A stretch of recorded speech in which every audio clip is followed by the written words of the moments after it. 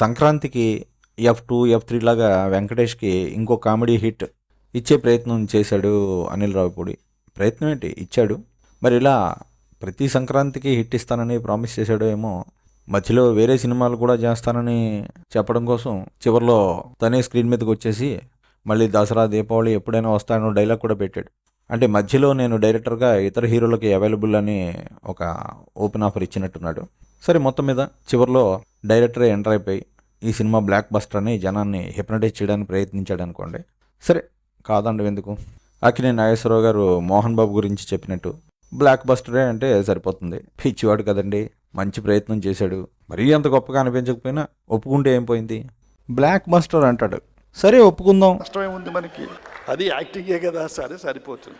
ఈ మాత్రం సినిమాలు కూడా ఎవరు తీయట్లేదు కదా, కాబట్టి గుడ్. కానీ ఇంకా బాగా ట్రై చేయవయ్యా అని చెప్పాలని ఉంది. మొత్తం మీద సినిమాలో పెద్దవాళ్ళని గౌరవించడం అయితే చాలా నచ్చింది. చిన్న సందేశం కూడా ఇచ్చాడు చివరిలో గురువుల గురించి. అది ఏదేమైనా మనవాడు క్రియేటివ్. అయితే ఆ ప్రమోషన్స్ మీద పెట్టిన ఆ క్రియేటివ్ శ్రద్ధ సినిమా మీద పెట్టుంటే బాగుండేది అని చెప్తున్నాం.